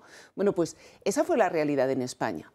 Esos cadáveres fueron secuestrados por el Estado, fueron enviados a sitios que se desconocían a ser incinerados. Ese es el resultado de nuestra política de descentralización de las competencias, de desconcentración, perdón, de las competencias autonómicas. Todo el tiempo que sigamos con este sistema, pues no dejaremos de ver, porque esto se desarrolla y sigue y avanza. Y además yo quiero que todo el mundo tenga en la retina también como imagen de que esa política fue asumida por los presidentes autonómicos, por todos los presidentes autonómicos, esa imagen de Ayuso y el presidente Sánchez con una pléyade de banderas de la Comunidad de Madrid y banderas españolas, que aquello tenía más de espectáculo chino que español, saludándose, inclinándose uno frente al otro para acordar las políticas del COVID. Esa es la España que hemos heredado después de estos 40 años y eso es la imagen de lo que tenemos que recuperar de unidad nacional. Vamos a seguir hablando de política, pero va a ser justo después de la siguiente pausa publicitaria y en nada seguimos aquí hablando de esa actualidad que, como bien dice Julio, muchos medios de comunicación no están dispuestos a contar. 1:11 de la tarde, seguimos aquí en directo en Dando Caña y vamos con una exclusiva que les adelantaba al inicio del programa de la mano de José Ramón Riera, que tiene mucho que ver con una serie de contratos firmados a última hora del año y con el Ministerio de Defensa. Que solo se puede hablar hoy de la fiscal que ha pedido la de... Pero ¿Vas a cambiar de tema? Sí, claro. Tienes unos... Sí, verdad, pero ¿eh? sí. Pero como vemos, pero enormes, como el caballo de Santiago, dilo bien claro para que quede. Espartero. Bueno, ¿verdad? Lo mismo. El de Santiago era blanco. José Ramón, que nos desvían el tema. Vamos con esa información. Vamos a ver. Venga. Lo que quiero enseñar es la situación que teníamos a 30 de noviembre, dicho por la Intervención General de la Administración del Estado, en cuanto al presupuesto del Ministerio de Defensa. ¿De acuerdo? Veamos ahí. Créditos oficiales aprobados, no por presupuesto, sino aprobados en Consejo de Ministros, llegaban a exactamente 19.149 millones. Habíamos gastado de verdad hasta el 30 de noviembre de estos 19.000 millones, 12.343 millones, 5.400 en gastos de personal, 1.500 en gastos corrientes, 600 en transferencias y 4.249 en inversión en medios técnicos para el Ministerio de Defensa, ese que dirige nuestra amiga Margarita Robles y que no envió a nadie, ni siquiera hasta el tercer día. La inútil Margarita. Bien. ¿Esto qué significaba? Significaba que tenemos un presupuesto sobre el 1,2% que teníamos con respecto al año pasado, o si lo miramos con respecto al PIB de ahora, que será 1.600.000, el 0,7%. ¿Qué ha pasado en el mes de diciembre? Por el arte de Birli Birloque, el Consejo de Ministros, sin autorización de nadie, ni del Congreso, ni del Senado, ha aprobado 20.000 millones de euros en inversión en defensa. Y vamos a ver, además de esos 20.000 millones, hoy traigo dos contratos simplemente para que los veamos. ¿A quién se han adjudicado? Anda, casualidades de la vida. Se han adjudicado los dos contratos más gordos a Indra y a Escribano. Exacto, una UTE conjunta de Indra y Escribano han recibido un primer contrato de 3.763 millones de euros, primer contrato, ojo, sin publicitar de ningún tipo, no se ha hecho ninguna publicidad, solo se ha recibido una oferta, es decir, de la UTE, de Indra y Escribano, y además se les dio de tiempo para presentarla hasta el 18 de diciembre, y se ha adjudicado el 19 de diciembre. Vamos a ver, ¿esto qué quiere decir? Una UTE no se monta en 2 días, no se monta en 2 patas. Una UTE significa, es decir, es un tema legal, contractual, que hay que definir. Una empresa que se llama Indra, otra empresa que se llama Escribano. ¿Qué pone quién? ¿Qué cobra quién? Exacto, quién pone cada uno, para que te adjudiquen un contrato de 3.673 millones de euros. ¡Ojo! ¿Para hacer qué eso? ¿Es material? Material, sí, todo material. Armas. Sí, armamento. Exactamente. Y fijaros, además muy importante que lo entendáis, es que se dice que la UTE de Indra y Escribano Mechanical and Engineering, es decir, son los únicos que son capaces de producir este material específico que aprueba la Subdirección General del Ministerio. Y se la adjudica así, 3.700 millones de euros sin ninguna competencia con nadie. Pero es que hay un segundo contrato de 2.600 millones. Entre los dos suman 6.000 millones, 5.968 millones. Lo mismo, se adjudica a la UTE, publicando el máximo para poder recibir los pliegos el 17 de diciembre, un día antes, y el máximo para poder adjudicar se adjudica el día 19 de diciembre. Entre dos contratos se le dan 6.000 millones de euros a Indra y a Escribano Mechanical Engineering sociedad limitada unipersonal. Pero es que hay una cosa muy importante y no tenemos que olvidar esto. ¿Quién es el presidente de Indra? Escribano. Ángel Escribano. Sí, ¿qué ha aprobado en el último consejo de administración Indra? La compra de Escribano Engineering. Exacto, por 1.500 millones de euros. Como había mucha discusión de, oiga, que ¿cómo vamos? Los independientes dimitieron todos. Sí, exacto. Sí, ¿cómo vamos a autorizar comprar esto por 1.500 millones? No se preocupen ustedes, ya vamos a hacer subir el valor de con un par de contratitos. Con un par de contratitos. Simplemente con 6.000 millones de euros acabó de meterle un enchufe de valor a la sociedad espectacular. Eso sí, ahora ya no va a haber discusión. Es más, aquí solo hablamos de 2 contratos. La suma de 20.000 millones se ha repartido. 10.000 millones para Indra, de los cuales casi 7.000 es para la UTE, 3.000 es directo para Indra y los otros prácticamente 10.000 millones son para Airbus y consorcios de Airbus. Es decir, el gobierno ha decidido gastarse 20.000 millones y veíamos para qué, para poder conseguir el 2,1% del PIB, que es lo que se le prometió a la OTAN Pedro Sánchez en la reunión que hubo en el mes de junio. No, yo no voy a gastarme el 3,5 ni el 5, voy a gastarme el 2,1. Oiga, lo han cuadrado a la perfección. Y además lo han cuadrado con nocturnidad y alevosía. Felicidades, José Ramón, por esa exclusiva. Felicidades. Bueno, y además, o sea, lo que quiero es, esto se cuenta por primera vez en España en el Toro Televisión. La gente tiene que saber que la información de José Ramón Riera es fetén, o sea, es precisa, porque dedica muchas horas a trabajarla, y la gente tiene que saber que el gobierno de España, socialista, con los comunistas de Bildu, con los comunistas de Esquerra, con los hipócritas del PNV, tal, se están gastando 6.000 millones de euros cuando hay más de 1 millón de niños en pobreza extrema, severa, en España. 1 millón de niños en pobreza severa y se van a gastar 6.000 millones de euros en darle cobijo a unos cuantos amigos clientelares como los Escribano y compañía. 6.000 millones. O sea, es que esto es lo que hace, esto es la política española. Sí, y si tenemos 1 millón de niños en pobreza extrema. Don José Ramón, vamos a ver, no tenemos presupuestos, entonces estos aumentos de lo que se dedica... Consejo de Ministros. Bien, pero sí, de algún sitio lo tienen que sacar.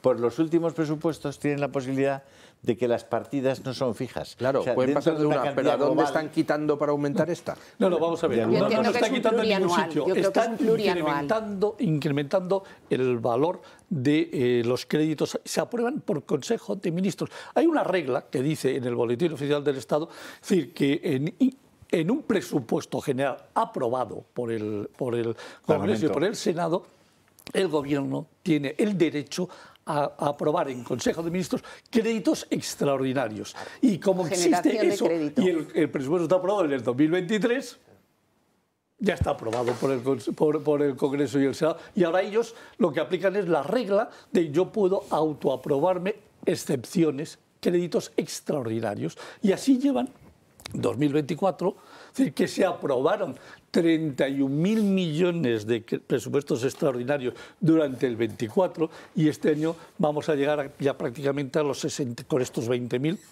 a los 65.000, 70.000 millones más de gasto que no necesita ser aprobado por el Congreso de los Diputados ni por el Senado español. Es decir, se saltan a todos los elegidos democráticamente de este país, de todos los partidos, para que puedan aprobar o denegar.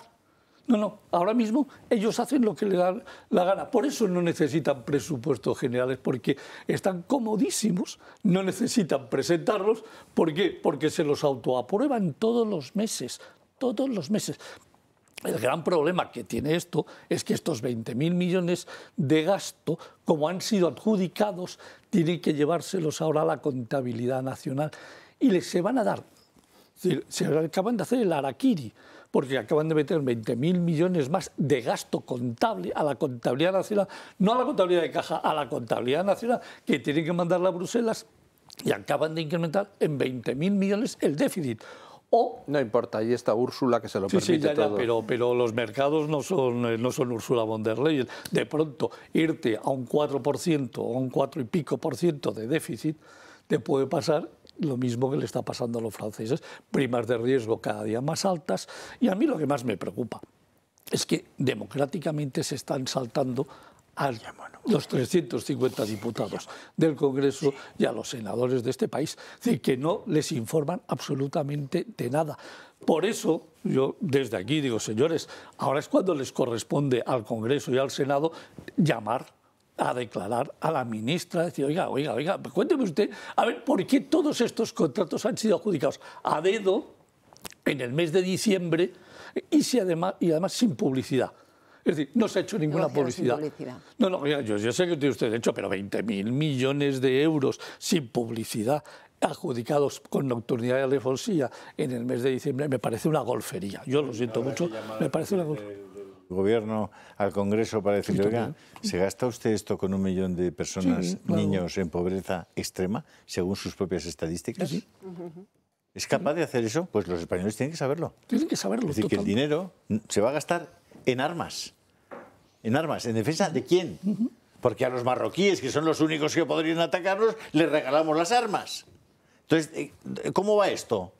¿O es que todavía recordamos las saunas de Sabiniano con los niños marroquíes prostituidos para no se sabe quién? Y todavía estamos pagando favores a los marroquíes. Ana, te escuchamos. La verdad es que esto que nos traes de verdad es un tesoro, ¿no? Y yo creo que además es que es la muestra palpable de lo que de verdad he defendido muchas veces, incluso en este plató, y es que los presupuestos en España son papel mojado. Todos, porque tenemos una ley de Hacienda, tanto para el Estado como para las diferentes comunidades autónomas, que permite, como tú muy bien has explicado muy claramente, habilitaciones de crédito, generaciones de crédito, que no pasan, digamos, por el trámite parlamentario. De hecho, nosotros hemos venido denunciando que esto mismo lo ha hecho Ayuso durante todo el tiempo que gobernó sin presupuestos. 2019 con los presupuestos de Cifuentes, 2020 con los presupuestos de Cifuentes, 2021 con los presupuestos de Cifuentes, absorbiendo todas las ayudas COVID, todos los fondos, no sé qué, sin una sola modificación presupuestaria. Exactamente lo mismo. Por eso cuando se ponen tan estupendos diciendo no se puede gobernar sin presupuestos, es tan mentira como cuando el Partido Socialista atacó con la no existencia de presupuestos el gobierno del señor Rajoy.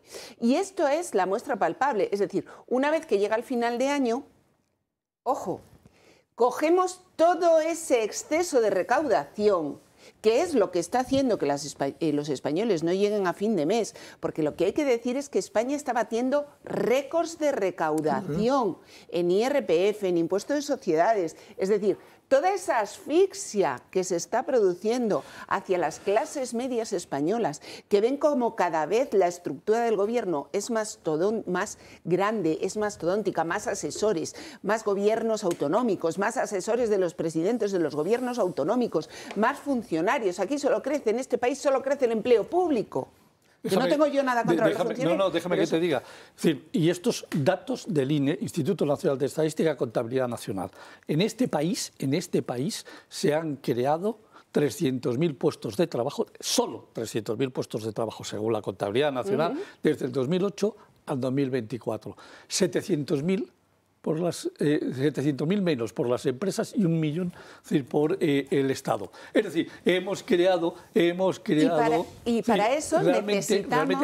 Es todo falso, todo estadísticamente y sin tener en cuenta los puestos de trabajo vinculados a todas estas empresas que directamente reciben el 80% de sus fondos a dedo por parte de los gobiernos de uno u otro color, y esas ONGs y esos sindicatos que reciben el dinero a dedo por parte de los gobiernos de turno. ¿Cuántos puestos de trabajo están vinculados, por ejemplo, al acogimiento residencial de Menas? En los grandes contratos, en los 5.000 contratos más importantes de este país, solo en 5.000 contratos, Pedro Sánchez ha regalado 49.000 millones de euros a fondo perdido. 49.000 millones de euros a fondo perdido desde el año 2021 al 2025 en 5.000 contratos. ¿Sabes cuántos contratos, es decir, cuántas subvenciones han dado en número en este país del 21 al 25? 16.420.000 subvenciones en total. Claro que hay subvenciones de 1.000 euros, de 2.000 euros, pero 16 millones pero las de comisiones obreras y UGT no son de 1.000 y de 2.000 euros. A mí ya me niego, y este año ya lo adopto definitivamente, a hablar de ONGs. No existen. Son asociaciones paraestatales. Sí. Me parece perfecto. Ha dicho usted asociaciones para estafarles. Paraestatales. Ay, me gusta la idea. Te va a gustar. OPE, si queréis, organizaciones paraestatales, que también es más institucional, pero no me hablen de ONGs porque no existen. Las organizaciones no gubernamentales no existen. Son todas ellas paragubernamentales. Pues sí. A José Ramón le va a gustar mucho una enmienda que llevamos a los presupuestos en la Comunidad de Madrid, y es que la fiscalización de todas aquellas entidades cuyo presupuesto procediera en un 80% de fondos públicos deberían estar sometidas a fiscalización previa, auditoría, etcétera, por parte del sector público, exactamente igual que si fueran una entidad instrumental del sector público. Es decir, si el 80% de tu presupuesto te lo da directamente el Estado, y sobre todo cuando te lo está dando, como tú muy bien dices, con esa contratación de emergencia, con esos negociados sin publicidad, es decir, aquí llega un momento que dicen, a ver, tengo 2.000 millones de euros para repartir, pues tantos para ti, tantos para ti, tantos para ti, tantos para ti. Nosotros pedimos, fíjate, por volver al principio del programa, nosotros pedimos que el presupuesto de la Comunidad de Madrid, que aumentaba del 2024 del 2025 en 2.000 millones de euros, se volviera a hacer y se diera ese aumento del presupuesto a la Comunidad Valenciana para favorecer el inicio de las obras de reconstrucción. Yo creo que todos los madrileños estaríamos dispuestos, ¿no?, a renunciar a algo, a la publicidad institucional, a las subvenciones a las ONGs, a las subvenciones a los sindicatos, a las ayudas a las mujeres de Mali. Yo creo que a todo eso estaríamos dispuestos, y que se ayudase a los valencianos. Pero esas operaciones no caben en el presupuesto de la Comunidad de Madrid. Sin embargo, como tú muy bien has dicho, caben los aumentos presupuestarios de 20.000 millones de euros el día 18 de diciembre a través de operaciones sin publicidad, y aquí paz y después gloria, ¿no? Sí, y sobre todo, no te olvides, con récords de recaudación, como tú muy bien decías, 303.000 millones ha recaudado la Agencia Tributaria a día 30 de noviembre, es decir, le falta todavía por contabilizar de enero, que serán unos 25.000, casi 330.000 millones. Así todo, tenemos un déficit global de la Administración General del Estado de 32.000 millones a 30 de septiembre, todo consolidado. Administración General, Seguridad Social, organismos autónomos del Estado, comunidades autónomas y administración local. Pero con ese récord, y ahora le metemos estos 20.000 millones, nos vamos a ir fácilmente. No nos olvidemos que en diciembre hay pagas extras, además se ha admitido, ya se ha aprobado el incremento del aumento para los salarios públicos de 2,5 a mes de diciembre, que eso supone 4.000 millones más de gasto, sobre a los 20.000, 4.000 millones más de gastos de personal, así entre nosotros, sin que se entere nadie. Del 2008 al 2018, los gastos de personal de las administraciones públicas, todas, crecieron 9.000 millones. Del 2019 al 2024 han crecido 45.000 millones de euros. Es decir, con Pedro Sánchez, las administraciones públicas se han engordado 5 veces más en 7 años que se engordaron del 2008 al 2018. Es decir, ¿Recuerdas la máxima aquella del judío de Gibraltar a su hijo, que le decía, hijo mío, sé generoso con largueza, con lo ajeno? Sí. Nos vamos a ir a la última pausa publicitaria y la vuelta, ya sí que sí nos metemos en ese calendario judicial que nos espera de cara a este año que acabamos de comenzar, con el Partido Popular y con el Partido Socialista como principales protagonistas. Más de 7 millones de españoles y su incidencia se dispara después de los 40 años. Esta enfermedad es tan grave que ya es la tercera causa de incapacidad permanente en España, forzando a millones de personas a vivir con dolor crónico y pérdida de movilidad. La buena noticia es que ya no hay que resignarse a vivir con estos síntomas tan incapacitantes. Existen tratamientos muy innovadores que mejoran significativamente la calidad de vida de las personas que la sufren, como los de Mejorando tu Vida, que ofrecen soluciones avanzadas para reducir drásticamente el dolor y la inflamación, con el beneficio clave de recibirla sin tener que desplazarse. Adolfo Apístol, ¿qué tal? Muy buenas tardes. Muy buenas tardes, Natalia. Eres promotor de Mejorando tu Vida, pero también eres el responsable de poder hacer llegar todas estas soluciones materiales a aquellas personas que lo demanden. Eso es. Además, hoy quería explicar también, hay alguna duda que tienen los espectadores, que es entre la artrosis y la artritis, ¿no? En medicina, cuando se habla de osis como sufijo, es referente a o enfermedad, ¿no? Artrosis es enfermedad de las articulaciones. En el caso de itis es inflamación. Es decir, es una artrosis. Cuando duele es que tiene una artritis, es decir, tiene una inflamación, lo que duele es la inflamación, ¿no? Pero sí es verdad que hay otro tipo de artritis, que es lo que se llama artritis reumatoide, que no tiene que ver con la artrosis, que es esa degeneración, ¿no?, del cartílago. La artritis reumatoide tiene que ver con una reacción de nuestro sistema inmunológico que lo que hace es que haya una inflamación de las articulaciones. No hay una pérdida de cartílago, pero sí hay una inflamación y se puede dar a lo mejor pues con edades muy jóvenes, ¿no? Es simplemente pues eso, una reacción inmunológica, ¿no? También están bien todos estos tratamientos. ¿Por qué? Porque al final los tratamientos lo que están haciendo, como sabemos, no curan, pero sí lo que están consiguiendo es aliviar el dolor y que podamos tener movilidad, que es de lo que buscamos. Lo peor que hay en una artrosis es que dejemos de mover. Es decir, aquellas personas que a veces se van agachando y van perdiendo su espalda, su estiramiento, o esas manos que se van torciendo, pues eso es lo que tenemos que evitar. Como nos duele no lo hacemos, pero lo que tenemos que hacer es que no nos duele. Entonces, por ejemplo, con los guantes tenemos un tratamiento que es con ondas pulsantes, masaje, vibración, calor, que va muy bien en 20 minutitos, colocárnoslos y vamos a conseguir que ese día lo pasemos mucho mejor. Luego tenemos la rodilla. Importante tratarla, aquí son terapias de luz, infrarrojo y ultravioleta, para que penetre bien en esa articulación y podamos mover la rodilla, incluso pues hacer los ejercicios como subir escaleras, que es muy sano. Luego tenemos toda la parte para la zona cervical, dorsal, lumbar. Tenemos también algún aparatito para un hombro, etcétera, y luego también tenemos este nuevo que ha salido, que es para la zona de la rizoartrosis, es decir, esa parte de la zona de la base del dedo pulgar, y también para juanetes. Así que yo creo que con esto cumplimos bastantes expectativas de estas personas que tienen esa artrosis y no os debéis de resignar. Y tampoco deben dejar pasar mucho el tiempo con esas reservas de cara a los Reyes Magos. Pues ahora sí que estamos ya pilladísimos, Natalia, así que os voy a dar un teléfono para que llaméis lo antes posible. Os regalamos también el libro Historia de nuestros médicos, 900-730-122. Pues con ese 900-730-122 es momento de marcar para encargar a última hora esos regalos, que a más de uno le va a venir muy bien. Hombre, seguro que sí. Adolfo, muchísimas gracias. Gracias a ti, Natalia, por estar con nosotros. Y ahora sí nos adentramos en el calendario judicial que nos espera para este 2026, que acaba de empezar, pero ya les puedo adelantar que viene cargadito con causas tanto para el Partido Popular como por el Partido Socialista.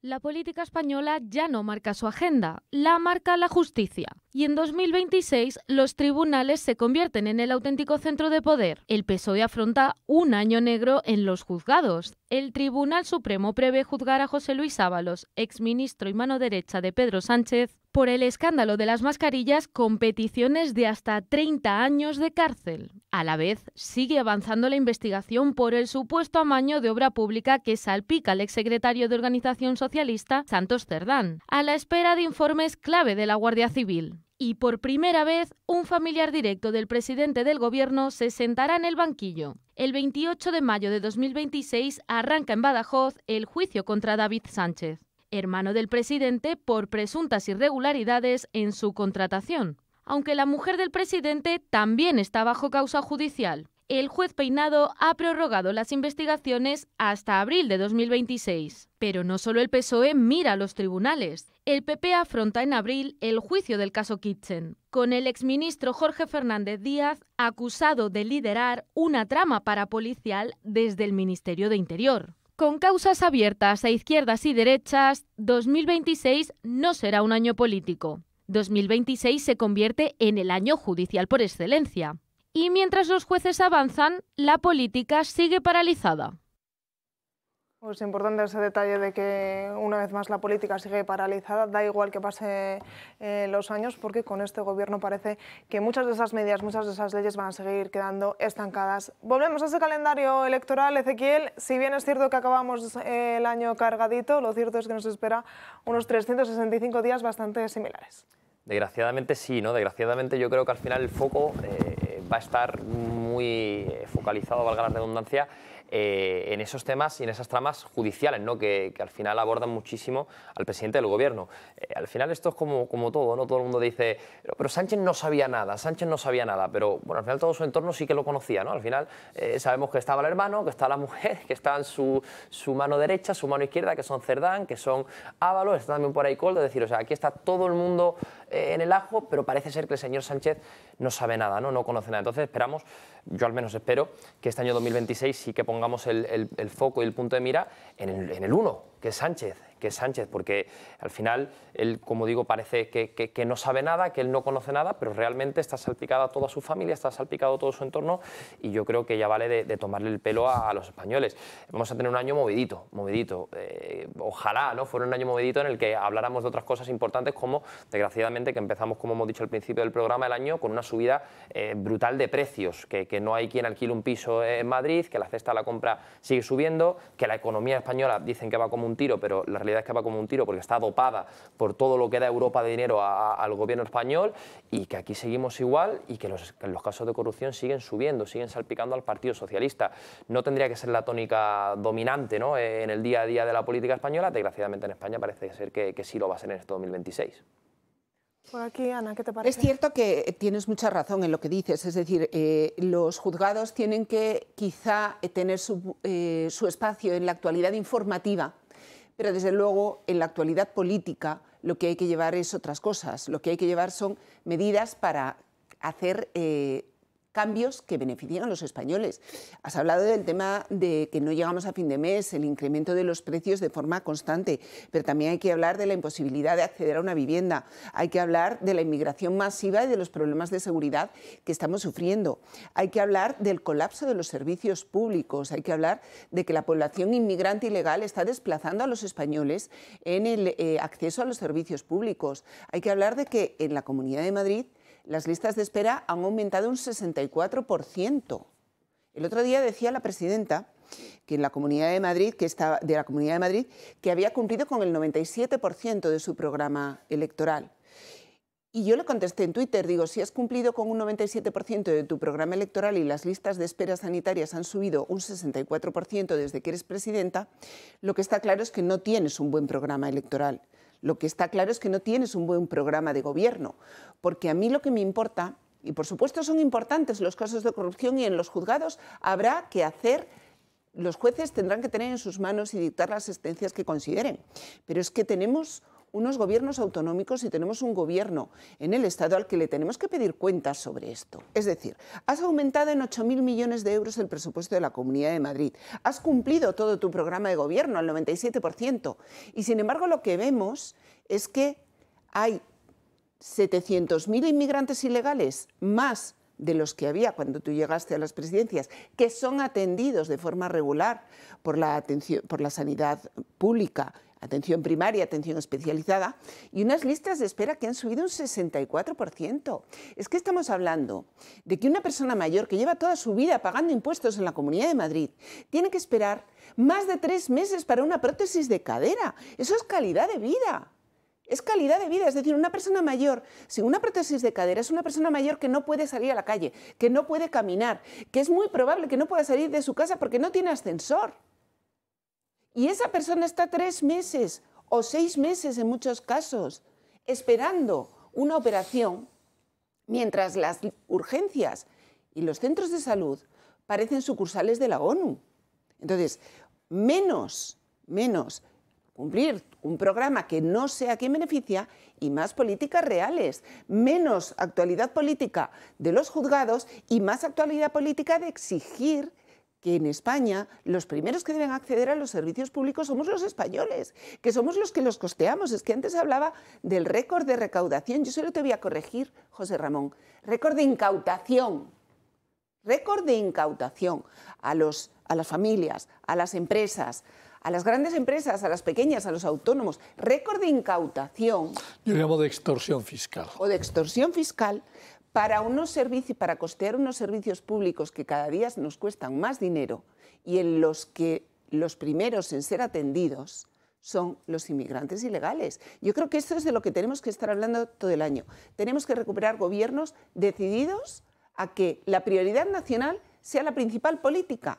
Es decir, los españoles, primero, en la percepción de los servicios públicos, en la seguridad en sus barrios, en el acceso a la vivienda. Yo creo que es así como tenemos que enfocar el año y que los jueces, por supuesto, se hagan cargo de todos estos juicios y que lleven al... Antes hablábamos de que Pedro Sánchez no quería irse con todos estos juicios encima de la mesa. Yo creo que debería irse, porque es mejor que tu hermano sea condenado cuando eres expresidente que siendo presidente en el cargo. Yo creo que por un mínimo de decencia debería de ser expresidente cuando tanto su hermano como su mujer ingresen en el Soto del Real.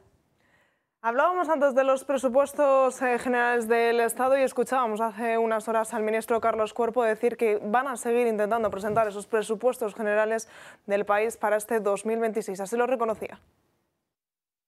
Estamos siendo capaces de desarrollar nuestra agenda de inversiones y de reformas en este contexto de prórroga presupuestaria. Esto no quita a que vayamos, por supuesto, a hacer el esfuerzo, también lo ha anticipado la vicepresidenta primera y ministra de Hacienda, para conseguir aprobar unos presupuestos. Hemos dado ya los primeros pasos. El siguiente será el poner sobre la mesa el borrador de presupuestos de la Administración General del Estado y a partir de ahí intentar, por supuesto, aprobarlo en el Congreso, en las Cortes.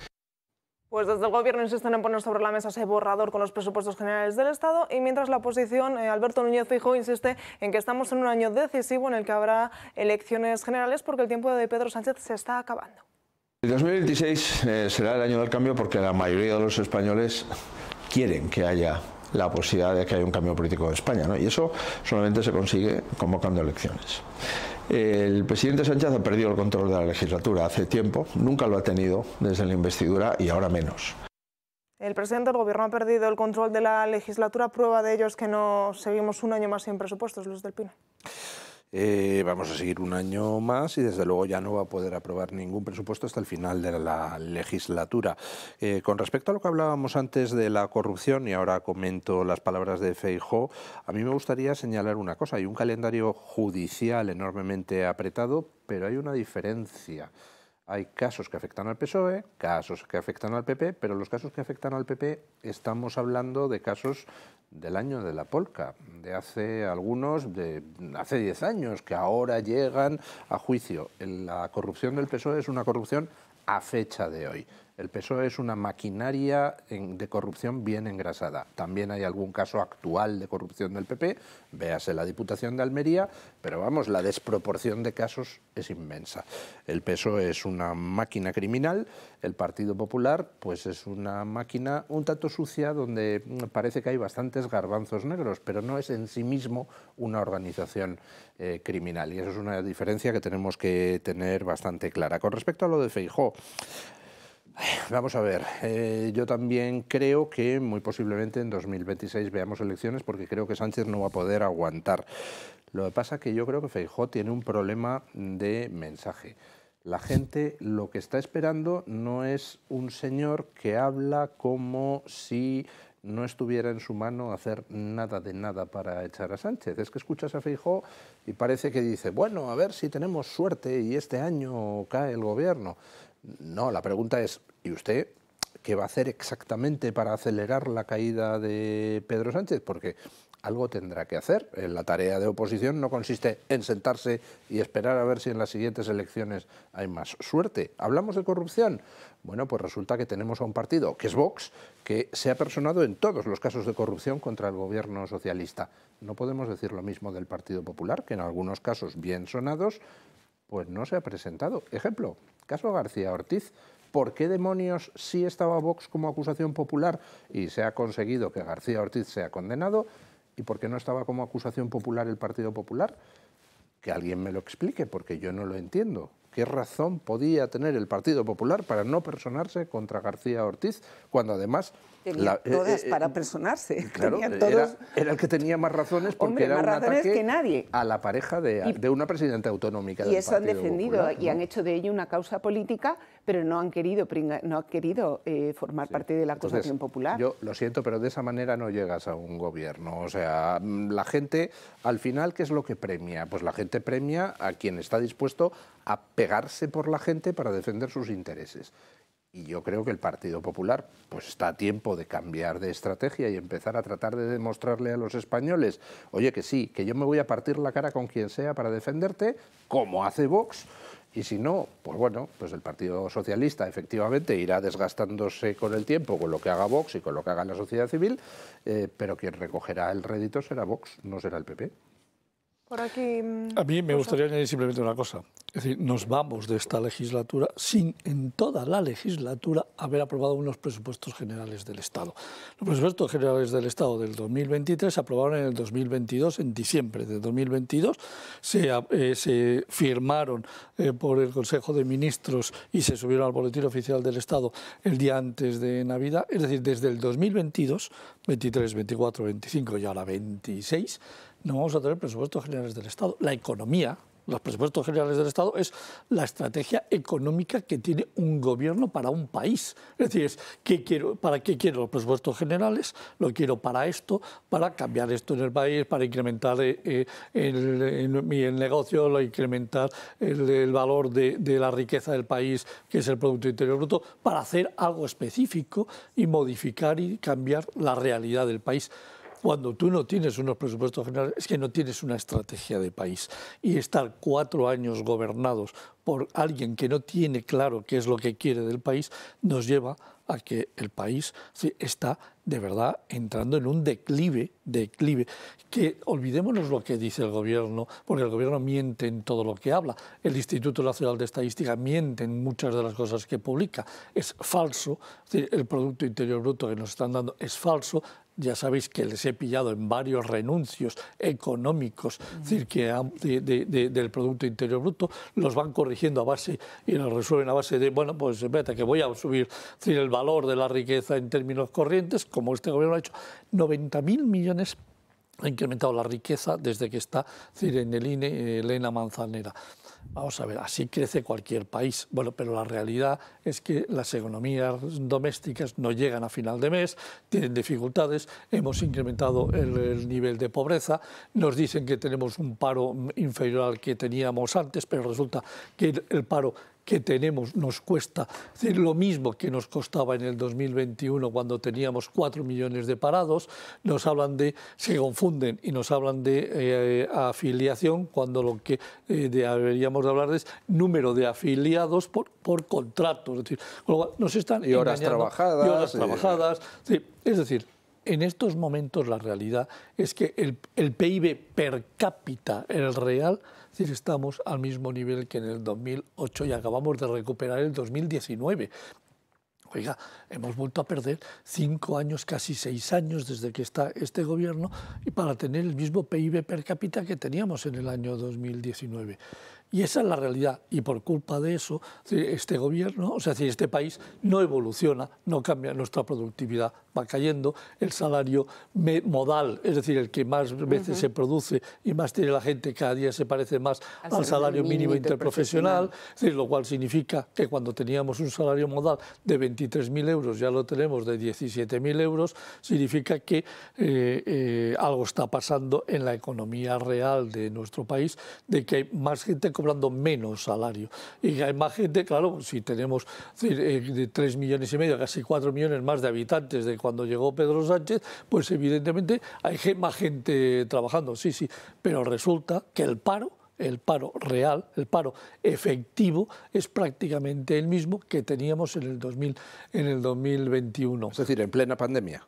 En salida de plena pandemia, exacto, en plena pandemia. Con lo cual, claro, si no somos capaces de aprobar, y esto debería ser meterse dentro de una Constitución, oiga, si usted no consigue aprobar en el segundo año de su legislatura un presupuesto general del Estado o un presupuesto autonómico, usted tiene automáticamente que convocar elecciones. Si se le admite una Es decir, porque podía usted llegar en el mes de julio, ha ganado las elecciones, o usted tiene un nuevo gobierno, no le da tiempo a aprobarlo, vale, le doy el 2023 como... pero el 24 no. O sea, si usted no aprueba los presupuestos del 2024, sí, al año de estar en su gobierno, usted a convocar elecciones. Y esto hay que convencer, y ojalá Vox y el PP y Vox sean capaces de ponerse de acuerdo y tengan capacidad para hacer una modificación de la Constitución española, como la hizo Zapatero en el año 2011, es decir, que cambió una serie de reglas de la Constitución, aprobándola en el Congreso de los Diputados. Bueno, pues tengamos 210 diputados que sumen y consigamos aprobar este tipo de cosas. No se puede gobernar sin presupuestos generales del Estado. No se puede gobernar en ningún sitio. En ningún sitio.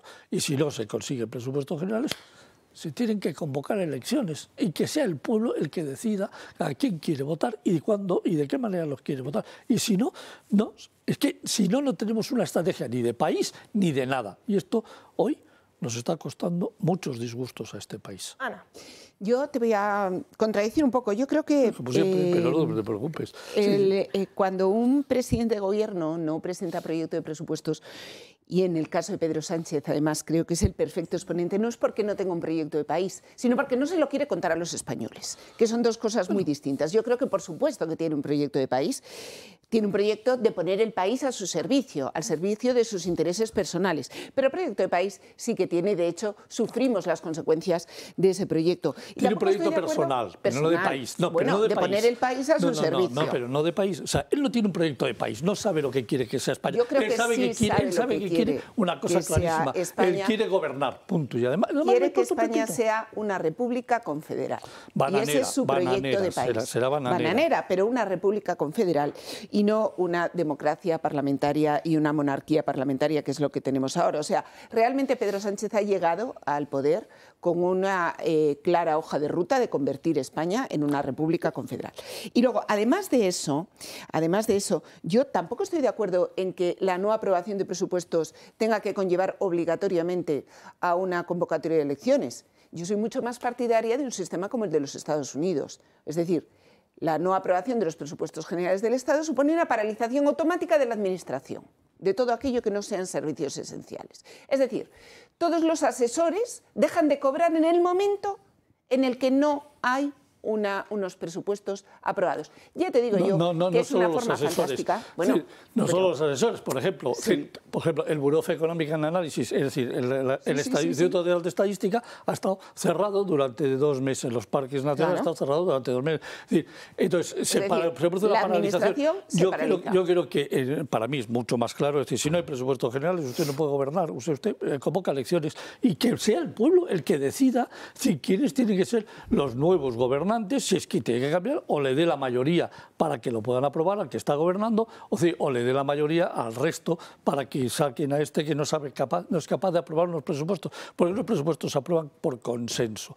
Y cuando se quiere consensuar, se puede consensuar con quien te dé la gana. Incluso Sánchez podría haber consensuado con Vox y con el PP unos presupuestos que fuesen acordes con las necesidades del país. Antes con el PP, pero que fuesen acordes con las necesidades del país. Y para eso tienes que tener una estrategia de país. Y ahora, cuando no tienes una estrategia, que es la que tienes una estrategia personal, no hay ni presupuestos, ni hay nada que lleve a este país a una meta clara. Es decir, para mí esto es irrefutable. Es decir, en cualquier caso de que tengamos discrepancias, que me parecen muy sanas las discrepancias. Y con respecto al calendario judicial, efectivamente Luis decía que no son comparables los casos de corrupción. Bueno, efectivamente no son comparables temporalmente, pero yo creo que los casos de corrupción, y es un lastre para el Partido Popular, todo ese calendario judicial en el que hay pendientes sentencias, no solo la de Kitchen, que es la que alude El Mundo en el artículo que saca hoy precisamente con el calendario judicial, sino también, por ejemplo, el caso Lezo. El caso Lezo también está pendiente de sentencia, ¿no? Y recordando el caso Kitchen, ¿no?, en el que hay una investigación interna dirigida por uno de los ministros, hay que tener en cuenta también que la pérdida de la dirección del Partido Popular por parte de Pedro Casado se parece mucho a una mini kitchen. Y es hasta decir, aquí, el presidente Ana, del Partido porque Popular... nos manda el tiempo y hemos llegado al final. Fenomenal. Dejamos aquí esta operación, te volveremos a llamar para que la desarrolles. Muchísimas gracias por estar con nosotros. A vosotros siempre. Ana, Luis, José Ramón y Ezequiel, gracias por acompañarnos, y a ustedes también gracias por acompañarnos en este primer programa del año 2026. Ojalá nos sigan acompañando y eligiéndonos el resto del año. Hasta el lunes. Disfruten de este fin de semana. Nos vemos el lunes.